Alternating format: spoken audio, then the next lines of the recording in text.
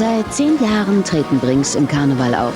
Die Fans, vor allem die weiblichen, werden immer mehr. Brings gehören zur ersten Garde der Karnevalsbands. Jede Sitzung will sich mit ihnen schmücken. Dabei fing das zweite Leben der Band mit einem Zufall an. Wir haben 10-jährigen Geburtstag gefeiert und ich wollte so ein Geburtstagsständchen war das, so mehr oder weniger war das für die Band gedacht. Und das war eine Ballade am Anfang. Und als ich dann mit dem Text da in den Proberaum kam, haben alle gesagt, hör mal, das ist doch irgendwie eigentlich eher so ein Sauflied, da muss so...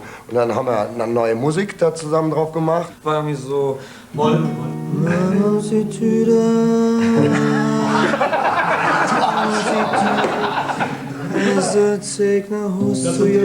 So, und dann hab ich so Peter gesagt, sag mal, ist das dein Ernst? Das kann nicht sein, ne? Das ist dann jetzt hier totale Kindheitsbewältigung. Da können wir uns direkt auflösen. Ja, da können wir uns drauf aufhängen, ne? Und dann sagt er, ja, dann, pass auf, morgen habe ich was anderes am Start. Und dann kam man an, Mann, uns die Tür, war wirklich so. Also, Nee, der Harry hat gesagt, ey, bitte, wir wollen noch einen Karneval, so geht das nicht. Nee, es war wirklich so, das war wirklich, ich schwör's dir, am Telefon hast du mir so eine totale Ballade vorgespielt. Ich hatte so im Kopf, ich wollte eine Situation beschreiben, wie morgens um 4 Uhr die Band auf die Besoffene auf der Party hängt. Du weißt genau, du musst morgen wieder weiter mit so einem Apple und das kannten wir ja auch alle, ne? Und da war nichts anderes und da hat gar keiner an Karneval gedacht.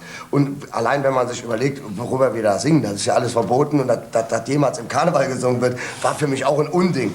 Wie gesagt, wir haben das Ding aufgenommen, bringen das unserer Plattenfirma und wir hatten damals zwei, sag ich mal, so eher trockene Typen, die nicht immer direkt so ausgerastet sind. Und die rannten aber um den Schreibtisch, als sie das Ding gehört haben. Da haben wir schon gedacht, komisch, was ist denn mit denen los? Und der Walter sagte damals immer, das ist ein Karnevalshit, das ist ein Karnevalshit. Und wir so, wie ein Karnevalshit. Und dann haben wir überlegt, wie kommen wir jetzt am besten in den Karneval oder wie können wir dann das ausprobieren? Und da haben wir die Höhner gefragt.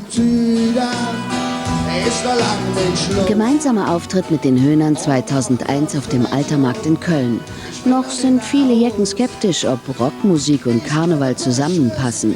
Und wohl keiner ahnt, dass dieser Ohrwurm Super Jaile Zick schon bald zu einem Evergreen im Karneval werden wird. Doch aller Anfang ist schwer. Ich bin mit Christian damals die Höhner beruhigen und da haben wir einen Deal mit denen gemacht und dann haben die uns mitgenommen. Und das haben sie auch...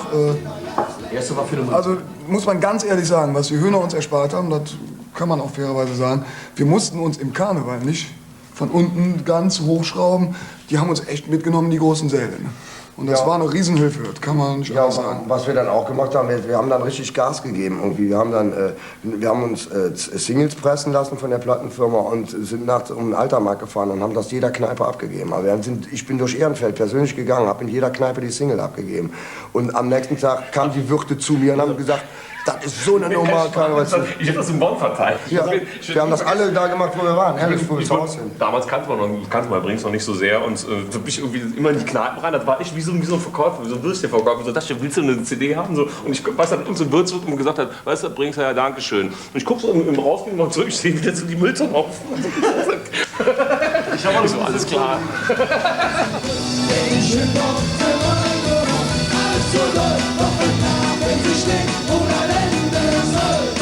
Es gibt immer noch so ein paar Leute von früher, die uns das echt krumm genommen haben. Also die da wirklich voll den Verrat drin gesehen haben. Die gesagt haben, wir wären total kommerzielle Drecksäcke und wir würden nur Musik machen, um Geld zu verdienen. Ne? Wir machen Musik in jedem Fall, um Geld zu verdienen, weil du kriegst nichts geschenkt auf der Welt. Das ist nun mal so. Aber weißt du, das waren Sachen, da haben wir am Anfang auch sehr mit zu kämpfen gehabt. Die sind uns nicht am Arsch vorbeigegangen. Also es war nicht so, dass wir gedacht haben, ja, das ist uns jetzt egal. Aber wir haben uns nie gefühlt wie Verräter oder dass wir irgendeiner Sache abgeschworen haben. Wir haben eigentlich das, was wir hatten. Also das war alles, was wir hatten. Wir waren eine Band, die haben wir mit dahin auf die nächste Hochzeit genommen. Und wir tanzen noch genauso wie die Derwische darum, wie wir das vorher gemacht haben und machen noch genauso unsere Musik. Vielleicht hat sich die Musikart geändert, aber ich bin mir auch sicher, selbst wenn wir die Rockband Brings geblieben wären. Ich bin heute 45 Jahre alt. Ich würde heute nicht mehr so eine Musik machen wie mit 25.